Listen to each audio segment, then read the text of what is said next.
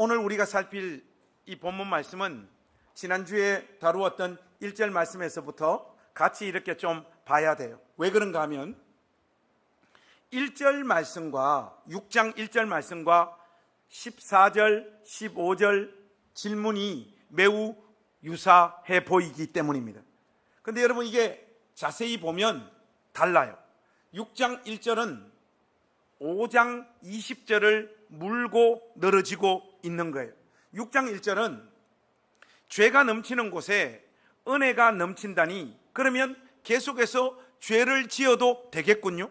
그래야 은혜가 더욱 넘치니까요. 이렇게 묻고 있고 그것에 대한 답이 1절에서 13절 말씀입니다. 그 내용이 뭡니까? 결코 그럴 수 없느니라. 이렇게 말하면서 우리는 죄에 대해서 죽은 존재이기에 죄가 더 이상 우리를 주장할 수 없고 그리스도와 연합한 새 생명 가운데서 살아야 하는 우리이기에 우리의 몸을 의의 병기로 하나님 앞에 드려야 된다. 이 내용이 14절 말씀까지의 내용이에요. 지난주 우리가 이 내용을 다루었습니다. 이제 사도는 스스로 14절에서 1절과 유사해 보이는 다른 종류의 질문을 지금 던지고 있고 그것에 대한 답을 시도합니다. 그러니까 여러분 지금 이 6장이 어떻게 구성되어져 있는가 하면 그리스도의 자유의 복음이 선포되어지니까 죄 많은 인간들은 항상 자유의 복음을 가지고 어떻게 하면 조금 더 편안하게 좀 더 노골적으로 이야기하자면 나의 본성대로 죄 짓고 계속 살 수 있는 방법이 뭐가 있을까? 이 생각을 하게 된단 말이죠. 인간들은. 그래서 그 죄된 경향 가운데 교묘한 논리를 만들어내는 거예요. 그 지난주에 인간들이 만들어내는 그 논리를 사도 바울이 먼저 꿰뚫어 보고 질문을 던지고 답을 하는 형식으로 하나를 부수었습니다. 그런데 오늘 본문 말씀에 보니까 또다시 인간들은 또 교묘한 논리를 만들어내는데 사도는 이것을 먼저 간파하고 그것을 질문을 던져서 답을 하는 형식으로 이 논리도 부수고 있는 바로 그 본문입니다. 그래서 여러분 오늘 본문 말씀 15절 말씀 우리 한번 다 같이 읽어보겠습니다. 여러분들 한 목소리로 읽겠습니다. 시작. 어찌하리요? 우리가 법 아래에 있지 아니하고 은혜 아래에 있으니 죄를 지으리요? 그럴 수 없느니라. 여러분 이게 무슨 말인가 하면요, 바울 선생님, 신앙에서 도덕과 윤리를 지키려면 반드시 법이 필수적인데 우리가 율법의 권세와 영향에서 자유롭게 되었다라면 기독교 신앙이 죄를 지을 수 있는 허가증을 제공해 주는 것 아닙니까? 도대체 무엇으로 율법이 없는 무질서를 막으려고 하십니까? 이 말이에요. 오늘은 바로 이런 논리, 이런 질문에 대한 성경 속에서 말하고 있는 답을 확인해 보도록 하겠습니다. 여러분 일단 우리가 율법 아래서 산다는 말과 은혜 아래서 산다라고 하는 이 말 뜻을 우리가 분명히 정의를 해야 됩니다. 사실 이제까지의 로마서 설교를 여러분들이 제대로 들으셨으면 이 표현들 안에 담겨있는 개념이 정리가 됐을 거예요. 그럼에도 매주 주무시는 분들이 계시기 때문에 한 번 더 율법 아래 있다라고 하는 표현과 은혜 아래 있다라고 하는 표현을 정리하겠습니다. 여러분 율법 아래 있다는 말은 하나님 앞에 의롭다고 인정받을 그 의로움을 율법을 지켜서 얻을 수 있다라고 하는 그 사고방식과 시도를 말하는 거예요. 그러나 여러분 율법 아래에서 사는 삶은 반드시 자기 의에 빠지거나 하나님 말씀을 지키고 또 지키려고 하다가 나가 떨어지게 되어 있습니다. 여러분 보통은 뭐뭐 하라, 뭐뭐 하지 마라 라고 하는 이런 율법의 체계를 누가 잘 지킵니까? 독한 인간들이 잘 지켜요. 의지력이 강한 인간들이 잘 지켜요. 그러나 이 계명을 철저하게 지키면 어떤 현상이 벌어집니까? 이 계명대로 철저하게 지키지 않는 사람을 공격하게 되어 있어요. 비난하게 되어 있어요. 그래서 여러분 보면 주일 성수나 11조 잘하는 사람들 중에 성격 좋은 사람들이 있습니까? 없습니까? 없습니다. 그게 묘하게 자기 자신 안에 자랑이 돼버려요. 또 오늘 이 말씀 듣고 우리 목사님이 11조 주일성수 하지 말아야 했다, 이렇게 이해하는 사람 있다 없다? 있더라고. 꼭 있더라고. 저의 의도를 참 잘 캐치하시는 분들, 큰일 납니다. 그렇게 가면. 근데 하나님 말씀을 잘 지키는 사람들은 이게 자기 의가 되든지. 근데 여러분, 자기가 생각할 때 자기가 하나님 말씀을 철저하게 잘 지킨다라고 스스로 생각하는 것이지, 하나님의 계명을 온전히 잘 지킬 수 있는 존재는 없습니다. 일부 예배 때도 살짝 말씀드렸습니다마는, 제가 울산에 와서 신방하고 설교하고 신방하고 설교하고 스케줄이 막 첫날 만날 이렇게 돌아가다 보니까 쉴 날이 없어요. 그러니까 우리 교회 권사님이 저보고 그러시더라고요. 목사님을 보니까 내가 이제까지 주님을 섬겨왔던 모습과 너무나 똑같다는, 쉬는 날 없이 교회를 위해서라면 내가 안 한 것도 없고 모든 것을 다 쏟아부으면서 여기까지 왔는데, 목사님 그거 다 부질없더라. 그러니까 목사님도 좀 쉬시면서 하시라는 거예요. 여러분, 우리 권사님 말씀 맞습니까? 안 맞습니까? 맞으면 맞다, 안 맞으면 안 맞다, 확실하게 이야기하세요. 우리 권사님 말씀 맞습니까? 안 맞습니까? 맞는 면도 있어요, 여러분. 근데 우리 권사님이 어쨌든 왜 이렇게 이야기하시는가 하면, 젊은 날은 남편이 돈도 잘 벌어와가지고 교회 헌금도 잘할 수 있었어. 근데 지금은 돈이 다 떨어진 것 같아요. 그러니까 헌금도 마음대로 할 수가 없고, 무엇보다도 체력이 떨어져 버린 거예요. 여러분, 젊었을 때 교회 일 열심히 했는 거, 그거 믿음인 줄 알죠? 체력입니다, 체력. 근데 지금 이제 나이 드시니까 교회 일 하려고 하더라도 체력이 떨어져가지고 그걸 다 못 하시는 거예요. 여러분, 이렇듯 저렇듯 우리는 하나님의 계명을 완벽하게 지켜서 하나님 앞에 의롭다고 인정받을 수 없는 존재들입니다. 결국 그렇게 하나님 앞에 의롭게 되려고 해봐야 결국에는 영혼의 황폐를 맛볼 수밖에 없습니다. 이 세상 누구도 율법을 통해서 하나님 앞에 의롭게 인정받을 수 있는 존재는 아무도 없습니다. 반면에 은혜 아래 있다라고 하는 이 말은, 우리 인생들을 대신하여 그리스도께서 십자가에 죽으심으로 우리의 죄를 다 속량하셨고, 하나님께서 인생들에게 요구하시는 공의로운 모든 율법의 요구를 그리스도께서 완벽하게 지켜내셨습니다. 그 그리스도의 완전한 순종을 근거로 예수 믿는 신자들도 하나님 말씀을 하나도 빠뜨림없이 완벽하게 다 지킨 존재로 우리를 간주해 주시는 거예요. 이게 은혜 아래 있는 신자의 삶입니다.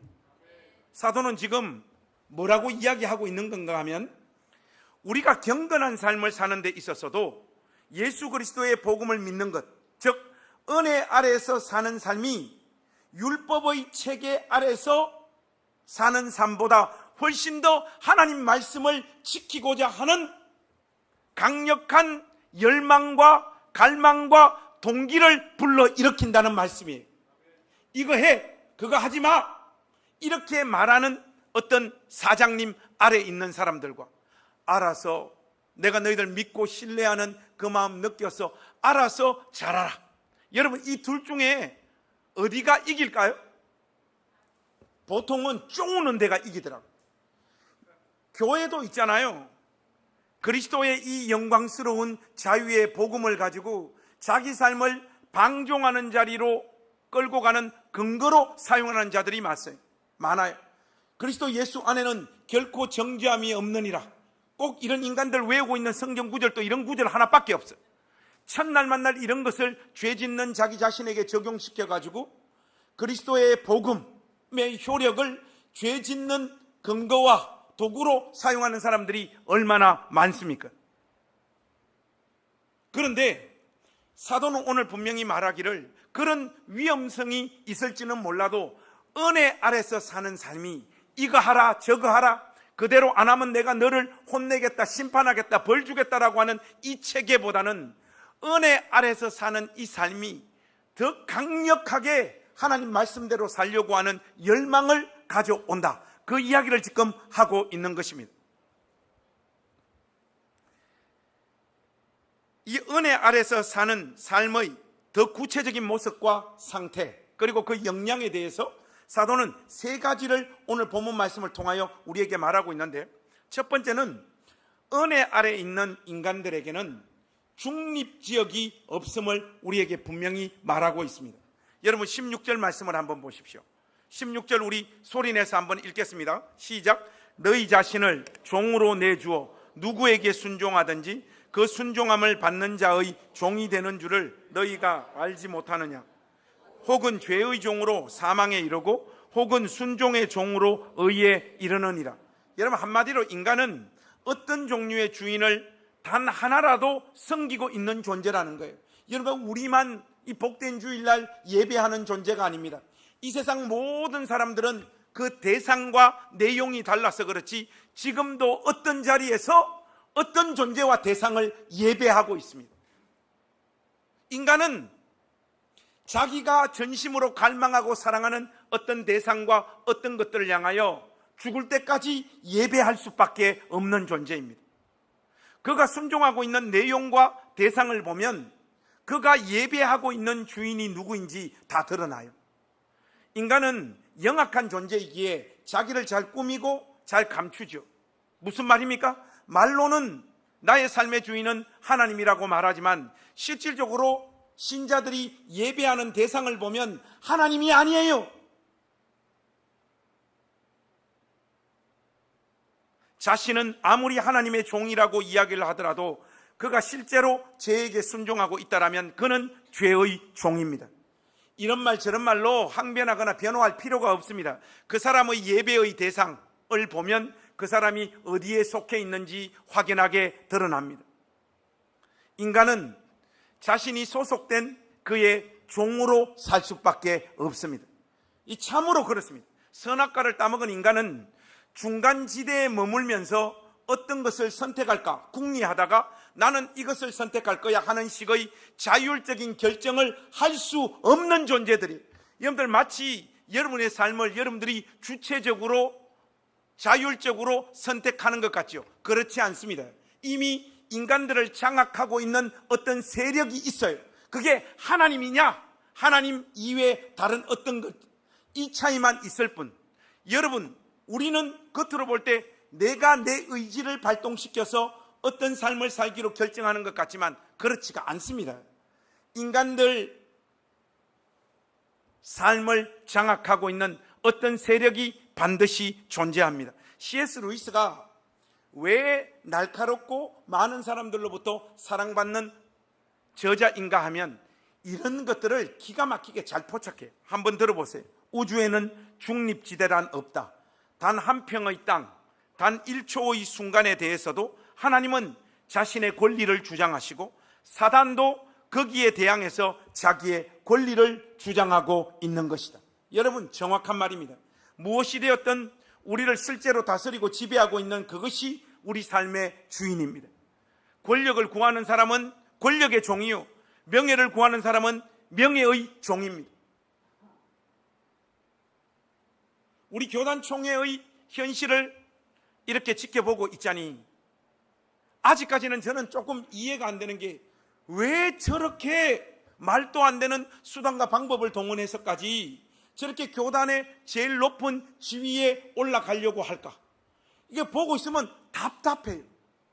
사람들에게 저 욕을 먹으면서까지 저렇게 비난받으면서까지 왜 저 총회장이라고 하는 권력을 손에 쥐려고 할까? 이런 거 보면 안타까워요.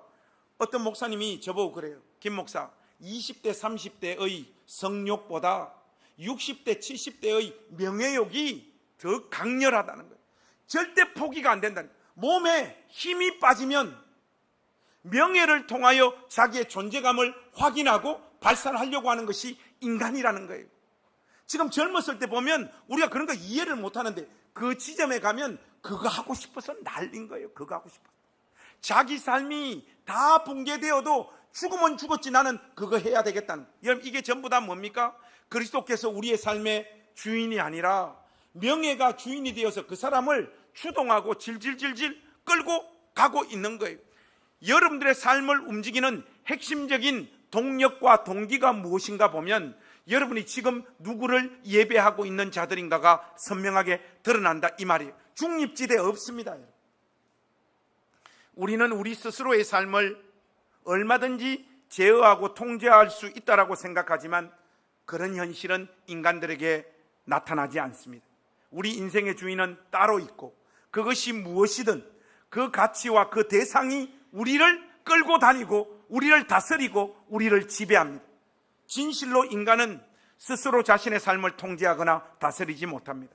인간은 그가 종교를 가지고 있든 가지고 있지 않든 어떤 것 하나를 반드시 예배할 수밖에 없는 존재란. 여러분은 누구를 예배하고 있습니까? 이 사실을 생생하게 지금 사도 바울이 오늘 본문 말씀을 통하여 말하고 있는 거예요.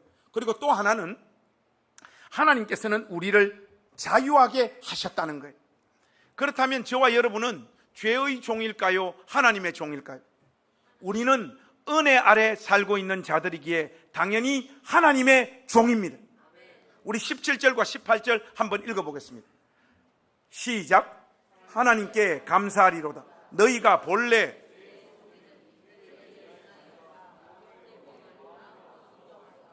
죄로부터 해방되어 의에게 종이 되었느니라. 우리는 원래 죄의 종이었습니다.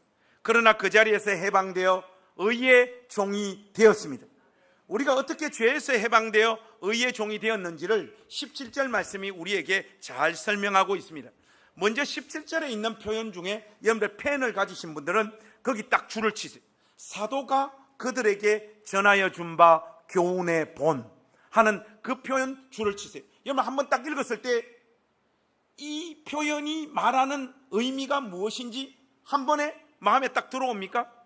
이 표현을 가지고 유대인들이 조상들로부터 전해받은 율법을 말한다라고 가르치고 설교하는 사람들이 있는데 전혀 그런 뜻이 아니에요. 여러분 로마서 전후 문맥에서 볼 때 예수 그리스도가 하나님의 아들이시고 그분을 믿으면 영생을 얻는다는 이 복음의 내용과 그리스도께서 이 땅에서 하나님 말씀에 순종하며 사셨던 그 모습을 지금 표현하고 있는 구절이에요. 신자는 하나님의 믿게 하심을 쫓아서 마음 중심으로부터 복음을 믿고 복음에 순종하게 된 사람입니다. 순종이란 복음의 약속을 붙잡고 그것을 행동으로 증명해 보이는 믿음을 말하는 거예요. 그 결과 로마의 신자들은 죄의 종된 자리에서 해방되어 의의 종이 되는 자리로 넘어온 겁니다. 그들의 순종은 마음에서 나온 순종이라고 성경이 말하고 있는데, 근데 여러분 이 순종에 대한 묘사가 능동태가 아니라 수동태로 묘사되어져 있습니다. 18절 말씀에 보시면 죄로부터 해방되어 의에게 뭐가 되었다? 종이 되었다. 헬라어나 영어 성경에도 명확하게 수동태로 표현하고 있습니다. 하나님은 우리를 죄로부터 자유롭게 하시고 우리를 의에게 종이 되게 하신 것이죠. 한마디로 하나님은 복음을 받아들인 사람들 마음에 역사하십니다. 복음을 받아들인 사람들의 마음에 역사하셔서 교훈의 본에 순종하도록 지금도 일하고 계십니다. 그러므로 우리가 은혜 아래 있으면 죄가 우리를 주관하지 못해요. 왜냐하면 죄 짓고 싶은 충동이 계속해서 우리 안에서 일어나고 실제로 그 충동에 져서 넘어지기도 하지만 그것보다 더 강력하게 하나님의 은혜의 역사도 신자의 심령 안에서 역사하고 있기 때문입니다. 하나님은 그분의 기쁘신 뜻대로 신자의 마음을 의를 향해 가도록 밀어주시고 힘주시고 격려하십니다. 신자를 결코 가만두지 않습니다. 우리가 말씀을 지키고 싶거나 지키는 것은 단순히 우리의 의지력 문제가 아니에요, 여러분. 하나님의 은혜의 역사가 일어나고 있는 결과가 그것으로 나타나는 겁니다. 하나님께서 그런 마음을 우리 안에 불어넣으시는 거예요. 제가 이렇게 분명하게 말씀을 드리는데도 목사님 나는 이런 느낌과 감정과 정서를 솔직히 전혀 느끼지 못해요 하는 분들이 있어요. 간단합니다. 교회에 나오는 예수 안 믿는 사람들이기 때문에 그렇습니다. 참된 신자의 마음에는 하나님께서 반드시 이런 마음 주세요. 그리고 신자는 그것을 감각할 수 있습니다. 우리가 수없이 무너지고 자빠질지 모르지만 하나님은 자기 백성의 마음에 말씀대로 살도록, 살 수 있도록 역사하시고 은혜를 부으십니다. 이게 여러분 좀 소극적인 차원에서 설명을 하자면 죄를 지어도 참된 신자의 마음은 편하지가 않아요. 여러분 죄 지어 보셨습니까? 죄 지을 때 평안이 있던가요? 없어요. 여러분 없어요. 바람 피웠는데, 바람 피우고 주일날 교회 왔는데 주의 은혜 감사합니다. 저에게 또 다른 사랑을 주셨어요. All glory to God. 묘하게 주님 참된 사랑을 만나니 저 마음에 기쁨이 넘칩니다. 여러분 이런 인간이 있습니까 없습니까? 없어요. 여러분 바람 피우고 예배당에 앉았는데 꼭 목사님이 오늘 본문과 같은 이야기를 팍 하거든요. 그러면요 괴로운 거예요. 빨리 헤어지고 아내에게로 돌아갈 수 있는 힘을 주옵소서. 그렇게 기도하도록 하시고 실질적으로 그 죄를 괴로운 가운데 끊게 하시고 아내하고 사는 그 영광을 우리에게 보여주십니다. 믿습니까? 여러분 죄 짓는데도 마음에 괴로움이 없는 사람이 어떻게 신자입니까? 이건요 단순히 양심의 가책을 넘는 하나님의 근심과 책망의 목소리가 그의 심령 가운데 울려 퍼지는 거예요. 바로 이 사실이 죄의 종에서 의의 종이 되었다라고 하는 생생한 증거입니다. 결국 은혜 아래에 있는 삶은 죄가 우리를 주장하지 못한다는 것을 보장합니다. 왜요? 확인했듯이 하나님이 신자들을 그냥 가만히 내버려 두지 않기 때문입니다. 그것을 넘어 하나님은 의의 종이 되어 사는 삶의 보람과 영광, 그 안에 담긴 소망과 기쁨을 맛보게 하시고 그 삶으로 강하게 우리를 몰아넣습니다. 저는 개인적으로 이제 전도사, 목사로 설교하고 살면서 제일 저 가슴이 뛰었던 날이 언젠가 하면 울산 침례교회에서 전도사로 사역을 하면서 그때 막 교회가 소용돌이가 있어서 목사님 떠나시고 제가 몇 달 동안 주일 강단을 맡아서 설교했던 적이 있어요. 그때 하여튼 말씀 열심히 준비해서 목사님 공백이 안 느껴지도록 최선을 다해서 설교를 했는데 설교하고 교회 안에 사택이 있었는데 집에 내려와가지고 누워가지고 밤에 잠을 자려고 한 가슴이 얼마나 뛰는지 몰라. 야, 나 같은 걸 하나님이 이 말씀 전하는 사람으로 불러주셨다는 그 가슴이 뛰는데 그때 그 시절의 그 느낌을 잊을 수가 없어요. 그래 나는 죽을 때까지 이거 하다가 하나님 앞에 가야지. 너무 기쁜 거예요. 너무 기쁜 거예요. 요즘은 안 기뻐요. 그때 기뻤다는 거예요. 그때 기뻤다. 우리가 하나님 말씀대로 살 때 그 말씀대로 살 때 우리 가운데 오는 기쁨이 있습니다. 말로 다 설명. 여러분 돈 주는 게 기쁩니까? 받는 게 기쁩니까? 아니 확실하게 말하세요. 돈을 주는 게 기쁩니까? 받는 게 기쁩니까? 여러분들 지금 표정 보니까 저는 받는 게 기쁩니다. 예수 안 믿는 자들이에요. 여러분 진짜 누구를 돕고 섬겨서 그 사람이 잠시라도 숨을 쉬고 그 자리에서 회복되는 그 모습 보면 있잖아요. 누구를 돕고 사랑하는 것이 훨씬 더 큰 기쁨을 줍니다. 정말로 그렇습니다. 우리 부목사님들은 전반적으로 낯빛이 어둡잖아요. 그들이 나한테 돈을 주는 적은 별로 없어요. 제가 주는 적은 많습니다. 제가 이렇게 환한 이유가 다 있다니까. 하나님은 의의 종이 되어 사는 삶의 보람과 영광, 그 안에 담긴 소망과 기쁨을 끊임없이 우리에게 맛보게 하시고 그 기쁨의 자리로 우리를 계속해서 몰아넣으시고 그 가는 과정 속에서 우리가 넘어지고 실수하고 죄를 또 지을 때마다 우리 안에서 탄식하시며 막 괴로운 거예요. 막 괴로운 거예요. 지난주도 제가 강조했지만 이 삶은 완전한 삶을 말하는 것이 아니에요.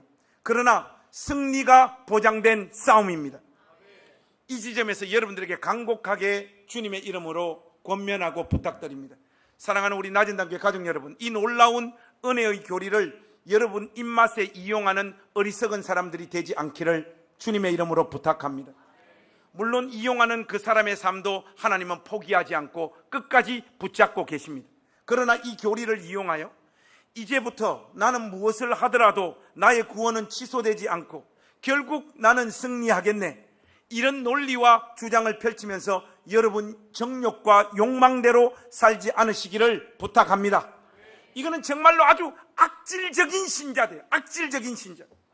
오히려 정말 소망 없는 나, 완악한 나, 예수를 진심으로 믿고 있음에도 안 변하고 앞으로도 안 변할 것 같은 내 안에도 주께서 역사하시고 일하고 계시니 나 같은 인간도 말씀의 한 자락이라도 붙잡고 하나님 말씀대로 살겠다라고 하는 결단이 여러분들 가운데 있기를 주님의 이름으로 부탁합니다. 사도가 이 사실을 우리 마음 가운데 지금 새겨 넣으며 19절 말씀으로 우리를 따뜻하게 권면하고 있습니다. 여러분들 우리 19절 말씀 한번 같이 읽겠습니다. 시작. 너희 육신이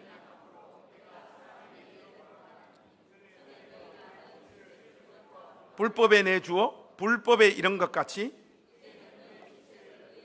종으로 내주어 거룩함에 이르라.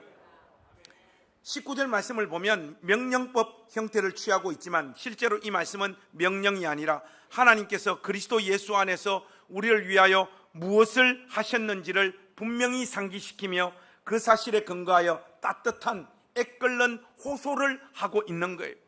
내가 이루어 놓은 사실에 근거하여 그대로 살지 않으면 너희는 죄의 종이다, 이런 협박이나 공갈포가 아니라 이 말이에요. 따뜻하고 애틋하고 부드럽게 우리가 그리스도를 알기 전 우리 자신을 부정과 불법에 내주어 그 불법에 이런 그 아픈 삶의 현실을 지적하고 그 비참함을 우리에게 먼저 알려줍니다. 그래서 21절에는 동일한 내용을 질문의 형식으로 우리에게 묻고 있지 않습니까? 여러분 21절 한번 보세요. 너희가 그때 무슨 열매를 얻었느냐? 여러분 그리스도를 알기 전 여러분들의 삶의 모습이 어떠했냐 말이에요. 여러분 삶 가운데 맺히는 열매가 무엇이냐 말이에요. 여러분 인간이 얼마나 악해질 수 있다라는 거 이 정도 사셨으면 여러분 다 알잖아요. 이제는 너희가 그 일을 부끄러워하나니 이는 그 마지막이 사망임이라. 너희들이 죄의 종이었던 그 시절에 맺었던 삶의 열매들은 사망에 이를 수밖에 없는 수치스럽고 부끄러운 것들이 아니었느냐 이 말이에요. 그런 다음 이제는 의의 종으로 살 수 있는 길이 활짝 열렸으니 그 비참한 삶으로 다시는 돌아가지 말고 의에게 종으로 우리의 지체를 내주어 거룩함에 이르는 자들이 되어라. 이 간절한 호소를 사도가 지금 우리에게 하고 있습니다. 22절에 이 거룩함의 열매의 마지막은 뭐라고요? 영생이라고 말하고 있습니다. 여러분 이 말씀을 오해하지 마십시오. 의롭고 경건하게 산 그 삶의 내용이 우리에게 영생을 허락할 것이다 라고 하는 말씀이 아니에요. 은혜 아래 살면서 열매 맺는 거룩함의 열매들이 네가 진짜로 그리스도를 만났느냐 만나지 못했느냐를 확인시켜주는 객관적인 증거라는 말이에요. 예수를 믿고도 나는 조금도 변하지 않았다, 이런 말을 하는 사람들이 있어요. 그 사람은 구원받은 사람이 아닙니다. 왜냐? 그런 일은 예수 믿은 신자에게 결코 나타날 수가 없습니다. 어떤 형태로든 눈으로 보이든 보이지 않든 여러분이 느끼든 느끼지 못하든 은혜 아래 있는 신자의 삶에는 반드시 거룩함의 열매가 맺힙니다. 오늘 이 말씀을 우리 낮은단교회 가족들이 교리적으로 이해해서 어떤 공식처럼 삶에 적용하면 큰 문제가 발생해요. 자신을 은혜 아래 있는 자라고 믿고 확신하는데 실제 자신의 삶에 맺히는 열매들을 보니까 의의 종이 아니라 죄의 종이거든. 여러분 스스로의 삶을 한번 보십시오. 여러분은 의의 종입니까? 죄의 종입니까? 아니, 제가 성경에서 말하고 있는 바를 말하는 거예요. 여러분의 삶을 보라는, 여러분의 삶을 볼 때 여러분은 의의 종입니까? 죄의 종입니까? 우리 배주 권사님이 왔다 갔다 한. 맞아요. 우리가 왔다 갔다 합니다. 근데 우리 경량이 보통 보면 뭘 좋아해요? 죄의 종. 실제 삶 속에 맺히는 열매들을 보니까 의의 종이 아니라 다 죄의 종의 모습이거든요. 대부분의 신자들은 이 실존적인 고민에서 자유롭지 못합니다. 예수 믿고 사는데도 내 모양, 내 꼬라지가 왜 이럴까? 이 탄식이 없는 자들이 어디 있냐 말이죠. 아무리 둘러봐도 자기는 사쿠라고 가짜 신자 같거든. 그런 의미에서 여러분들 우리 한번 오른쪽 사람한테는 사쿠라, 왼쪽은 가짜, 이렇게 한번 우리 손가락질 한 번 더 하겠습니다. 시작.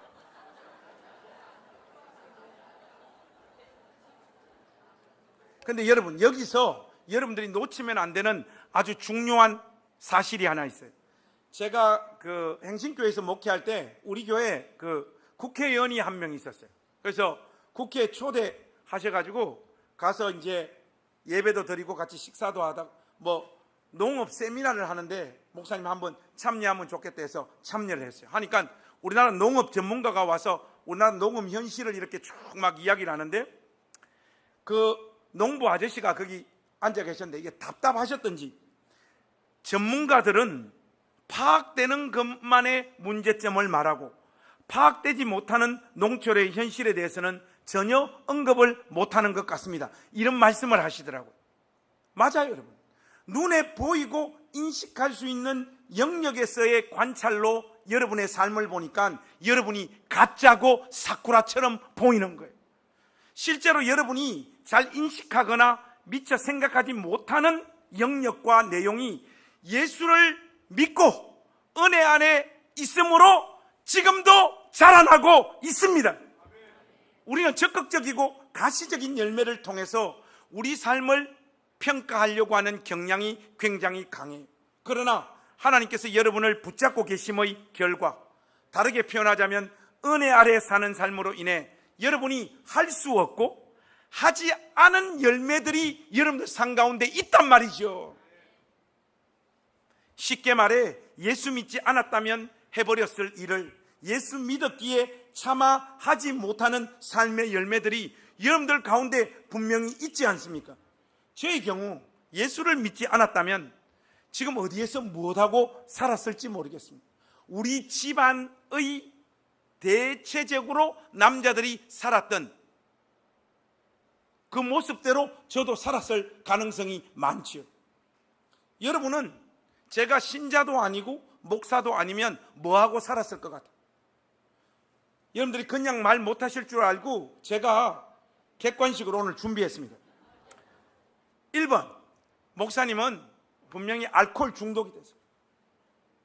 우리 집안 사돈, 팔촌의 남자들은 거의 다 술에 쩔어서 사시는 거예요. 저도 예수 안 믿었으면 그렇게 술 마시고 평생 살았겠죠. 우리 부목사들이 참 독한 게 제가 그 말 듣고 상처를 많이 받았는데 저보고 그래요. 목사님은 술 마실 필요가 없습니다. 왜냐하니까 술을 안 드셔도 평상시 텐션이 알코올 중독이에요. 평상시 텐션이 벌써 술 드신 분 같다는 거예요. 여러분 이것들을 죽여야 됩니까? 살려야 됩니까? 우리 집안의 그 술 향기가 저를 이미 취하고 있게 하는 거예요.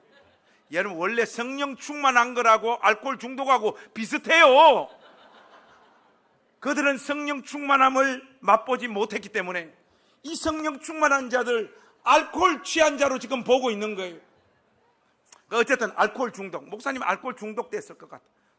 2번, 저는 은퇴하고 뭐하고 살까 할 때 저의 꿈이 뭔가 하면 그 도농 복합 지역 있잖아요. 도시도 아니고 시골도 아니고 한 중간쯤 되는 지역에 슈퍼마켓 작은 거 있잖아요. 그거 하나 구입해가지고 앞에 평상 깔아놓고 니도 와라 니도 와라 하루 종일 먹고 마시고 예수님 이야기하고 상담해주고 그거 하다가 죽는 게 저의 꿈이에요. 그래서 동네 마트 아저씨가 됐을 것 같다, 목사님. 2번. 3번, 백수. 그냥 목사님 딱 보니까 아무것도 안 하셨을 것 같다, 백수. 4번, 알코올 중독인 동네 마트 아저씨. 그래서 마트는 김정미 씨에게 맡기고 사는 백수 4번. 자, 한번 해보겠습니다. 목사님, 1번, 2번, 3번, 4번 중에 제가 예수 안 믿고 살았으면 몇 번의 삶을 살았을 것 같습니까? 이 사람들 봐.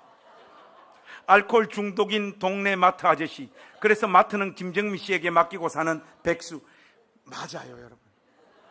이렇게 살 가능성이 굉장히 많았을 거예요. 별 사람이 있습니까, 여러분?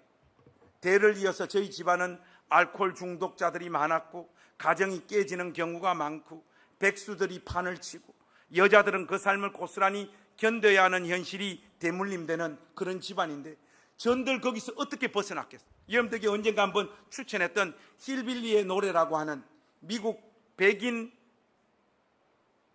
대학을 못 간 고졸 이하 학력을 가진 러스트벨트에 사는 그 백인들의 삶을 그려놓은 그 책에 보면 의지를 가지고 자기들의 그 비참한 삶에서 빠져나오려고 하는 것이 개인의 노력과 몸부림으로 안 되더라는 거예요, 여러분. 됩니까? 안 됩니다, 여러분. 나는 이 삶 싫어. 그래서 새롭게 살아볼 거야 하고 살아보면요, 다 주변 환경, 문화, 사람들이 다리 잡고 다 끄집어 내려와요. 결국은 그렇게밖에 살지를 못해. 그걸 비성경적이지만 교회에서 가게에 흐르는 저주다, 이렇게 표현했지 않습니까? 물론 그 개념은 비성경적이고 잘못된 거지만 왜 그런 표현들이 나오는가 하면 가게에 흐르는 살아가는 삶의 방식과 문화들을 떨쳐내서 빠져나오는 사람은 거의 없습니다. 그러니 뭐 저도 예수 안 믿고 살았으면 그렇게밖에 살 수 없었겠죠. 어떤 틀이나 구조 속으로 들어가면 자신의 의지와 결단만으로는 그 현실을 바꿀 수가 없습니다. 그냥 그렇게 살아야 돼요. 어린 시절에는 술 마시고 첫날 만날 때려 부수고 엄마 패고 밥 먹다가 상을 엎어버리고 하는 아버지의 그런 삶을 보면서 화도 나고 성질도 참 많이 나고 그 아버지하고 싸우기도 하고 그랬는데 지금 이 나이에 오니까 우리 아버지가 그렇게밖에 살 수 없었겠구나, 이런 생각이 찾아와요. 그 안에서 살면 어떤 삶의 습관은 절대로 빠져나오지 못합니다. 여러분 생각하는 것만큼 그렇게 되지가 않아요, 여러분. 이런 의미에서 저의 삶을 보면 아직도 한참 모자란 신자임이 틀림없지만 예수 안에서 사는 이 현실이 저를 붙잡아 예수 안 믿었으면 만들어내었을 수많은 부정적이고 독하고 아픈 죄들이 저의 삶에서 삭제되어져 있습니다. 저의 삶에 이런 열매가 맺히고 있습니다. 예수 믿고 구원받은 사실 이외에도 그 영향으로 말미암아 살아가는 삶의 문법과 문화가 확연히 달라졌어요, 저는. 여러분 눈빛을 보니까 목사님은 그러면 아버지처럼 술, 담배도 안 하시고 살지만 왠지 목사님 밥 먹다가 목사님 또 상 엎어뜨릴까? 우리 집에 그 문법이 쉽게 안 달라지잖아요. 여러분 제가 밥 먹다가 우리 사람하고 살면서 상 한 번 엎은 적 있다 없다? 여러분 저를 물어보십니까? 예수 믿는 전데 저는 상 엎은 적 없어요. 다만 썰었을 뿐입니다. 몇 번 썰은 적은 있어요. 썰은 적. 이거 예수 믿고 많이 좋아진 겁니다. 여러분 적극적인 측면에서 여러분들 삶에 이런저런 성령의 열매가 구체적으로 맺히지 않는 것 때문에 나는 가짜가 아닐까, 나는 사쿠라가 아닐까, 이런 실존적인 고민을 하는 것은 좋지만 여러분이 감각하고 느끼지 못하는 여러분 심령 속에, 여러분 인생 안에 맺히고 있는 열매들이 있다는 것을 잊지 마십시오. 언젠가도 여러분들에게 한번 말씀드렸습니다마는 밤에 자고 있는데 새벽 3시에 전화가 들어왔어요. 새벽에 3시에 전화 올 때는 이거 위험하잖아요. 이거 어디서 무슨 일이 터진 거예요. 여보세요 하니까 혹시 김관성 씨 핸드폰입니까? 그러더라고요. 누구십니까? 하니까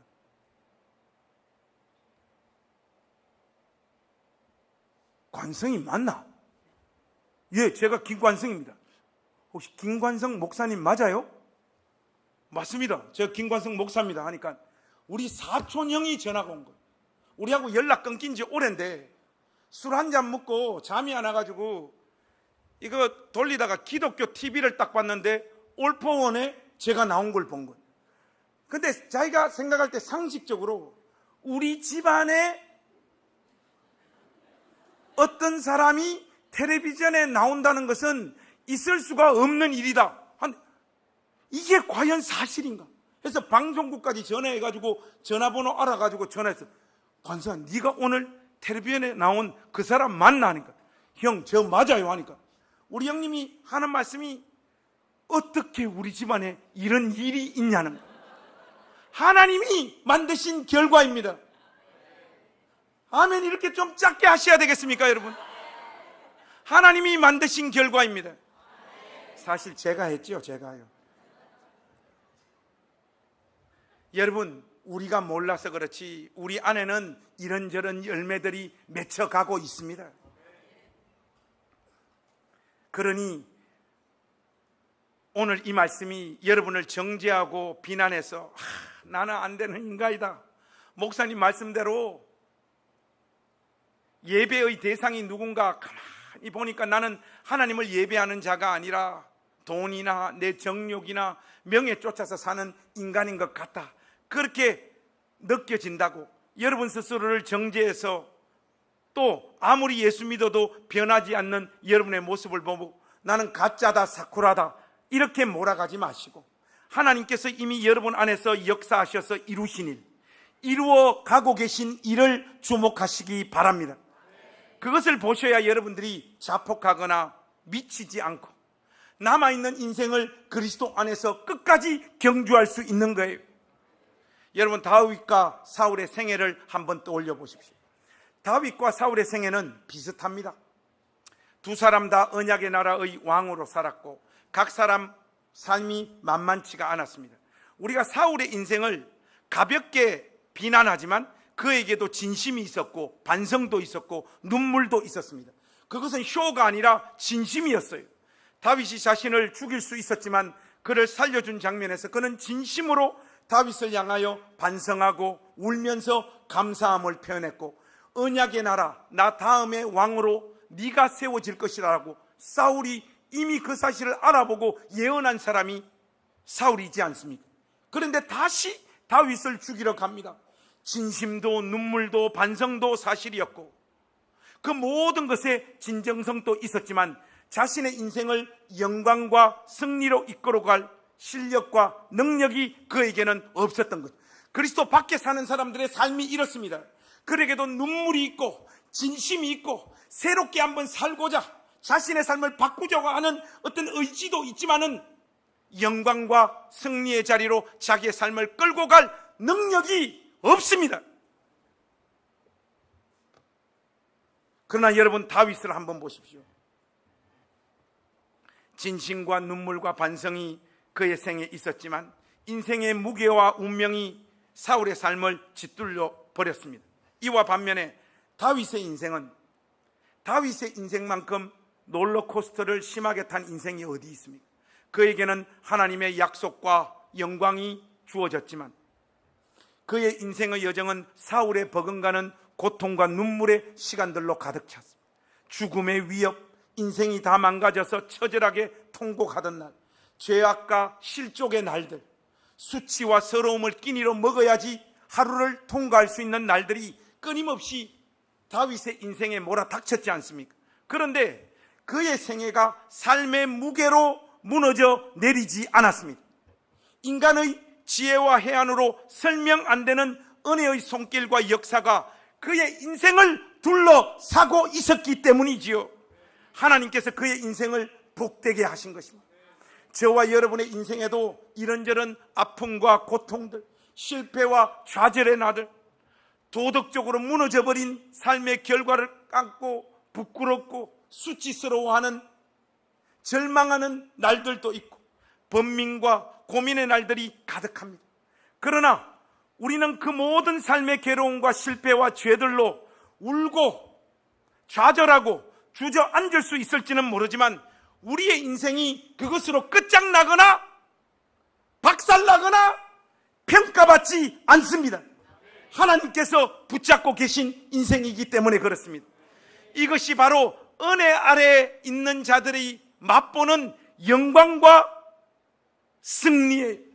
하나님께서 오늘 로마서 말씀을 통해 우리에게 이 사실을 분명하게 알려주시며 오늘 이 하루를 은혜 아래에 있는 사람답게 한번 살아보라고 안타까운 마음으로 호소하고 있는 거예요. 예수 믿는 사람의 우아함과 멋짐, 긍휼과 자비, 온유와 겸손을 열매 맺는 우리 나전당교회 가족들 되시기를 주의 이름으로 부탁합니다. 다시 일어나서 그 의의 자리로 나아가십시오. 나아가십시오. 일어나셔서 나아가십시오. 성질내고 악쓰고 원망하고 경쟁에서 이기려 하고 시기 질투로 덧끓는, 또 그 존재가 없을 때는 사람들하고 둘러앉아서 누군가를 비난하고 욕하는 이런 삶의 습관과 문화를 과감하게 끊어내는 우리 나전당교회 가족들이 되십시오. 그것은 죄의 종이 되어서 사는 삶입니다. 예수 믿고 사는데도 왜 이렇게 우리는 쫌생이같이 못난 자같이 사는지 모르겠어요. 엄밀히 말하면 우리 아버지, 그러니까 제가 예수를 우리 집에서 제일 먼저 믿은 게 아니라 우리 작은 아버지가 예수님을 먼저 믿었어요. 물론 온전하게 잘 믿었던 것은 아니에요. 근데 우리 작은 아버지 마음에는 작은 아버지 자녀들 중에 누가 목사가 한 명 나왔으면 하는 마음들이 좀 있었던. 그런데 우리 작은 아버지가 볼 때 알코올 중독이고 뭐 인생도 뭐 엉망진창으로 사는 형님, 저 막내 아들이 어느 날 교회 가더니 뭐 하다가 신학교 가서 목사가 되니까 그게 작은 아버지 마음에는 썩 큰 기쁨이 아니고 좀 언짢으셨던 것 같아요. 어쨌든 제가 전도사 때 이제 결혼을 했잖아요. 김모 정미 씨하고 결혼을 하는데 우리 작은 아버지가 시간이 됐는데도 안 오시는 거예요. 암만 그래도 어떻게 저 결혼식에 작은 아버지가 안 와요. 그러다가 늦게 오셨어요. 늦게 오시고 일찍 또 가셨어요. 그래서 누나한테 물어봤어요. 누나, 작은 아버지 부조는 하셨어? 하니까 부조는 했다는 거예요. 얼마 했어? 하니까 야 3만 원 했다 그래. 와씨, 열 받나 안 받나? 이게 뭐냐고. 이게 암만 그래도 조카 결혼식에 와서 3만 원 부조하고 가시는 분이 조선 천지에 어디 있어요. 그만큼 못 살지는 않으시거든. 그러다가 시간이 질러서 제 밑에 사촌 동생이 있어요. 걔가 결혼식 하는데 우리 박정용 집사 누나하고 또 그 밑에 막내 누나가 거기 결혼식 간다는 거예요. 누나, 그 가지마. 뭐하러 가냐? 그 3만 원 뭐 와가지고 부조하는 집에 그게 뭐하러 가냐? 너는 예수 믿고 사는 애가 왜 그러냐? 전사가 왜 그러냐? 누나들이 가서 3만 원 부조하고 올 거야. 하서 우리 누나들이 가서 3만 원 부조하고 복수하고 왔습니다. 여러분들 우리 집안이 그런 집안이에요. 여러분 이래 살면 됩니까? 안 됩니까? 안 됩니다. 그리스도께서 피로 값주고 산 생명이 여러분의 인생임을 알아 그 시간을 귀하게 여기십시오. 붕과 초를 쪼개어 의미 있게 사시고 여러분 옆에 있는 누군가가 여러분으로 인해 오늘 또 웃는 하루를 만들어내십시오. 여러분들이 쏟아붓는 그 사랑으로 말미암아 그 사람이 펑펑 우는 오늘 하루를 만들어 내십시오. 우리 주님께서 예수 안에서 우리에게 다시 한번 그 질척거리고 죄의 종이 되어서 사는 그 비참한 삶의 자리에서 일어나 이 삶을 한번 살아보라고 격려하고 계십니다. 이것이 사도를 통하여 오늘 우리에게 주시는 말씀이에요. 그래서 여러분 오늘 이 말씀의 결론을 어디로 가서 저는 마무리 짓기를 원하는가 하면 결국 우리가 일주일 동안의 삶 속에서 죄의 종이 아니라 의의 종으로 하나님 앞에 살아야 되는데 한 주간 동안은 우리가 이 열매 맺었으면 좋겠습니다. 갈라디아서 5장 22절 23절. 저는 성경 펴지 않고 그대로 다 외우시는 분들이 있을 줄 알았는데 한 명도 없는 이 현실을 보십시오. 갈라디아서 5장 22절 23절. 우리 한 목소리로 이 말씀 한번 다 같이 읽겠습니다. 여러분들 다 찾으셨죠? 한번 우리 크게 한번 읽겠습니다. 시작. 오직 성령의 열매는 사랑과 희락과 화평과 오래 참음과 자비와 양성과 충성과 온유와 절제니 이 같은 것을 금지할 법이 없느니라. 할렐루야. 한 주간 우리를 찾아오는 이 삶 속에서도 이 성령의 열매가 우리 삶 가운데 열매 맺히는 역사가 있기를 원합니다. 저도 이번 주 교단 총회 갈까 안 갈까 지금 고민하고 있어요. 그냥 신방해버릴까 갈까. 우리 친구들이 이번에 안 오면 너는 진짜 내가 목 졸라 죽이겠다, 무조건 와라 해서 가긴 가야 될 것 같은데 발걸음이 너무 무거워요. 그래서 제가 이번에 교단 총회 갔을 때도 오래 참음과 온유가 절제가 맺히기를 원합니다. 오늘 이거 안 맺히면 저는 강단 증거하러 올라갑니다. 여러분, 이번 주 한 주간의 삶 속에 여러분들 삶에 사랑과 희락과 화평과 오래 참음과 자비와 양성과 충성과 온유와 절제.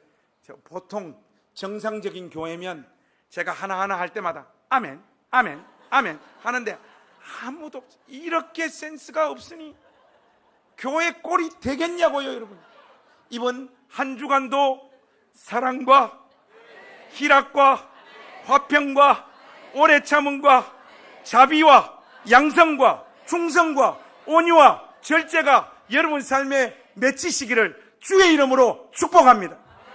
기도하겠습니다.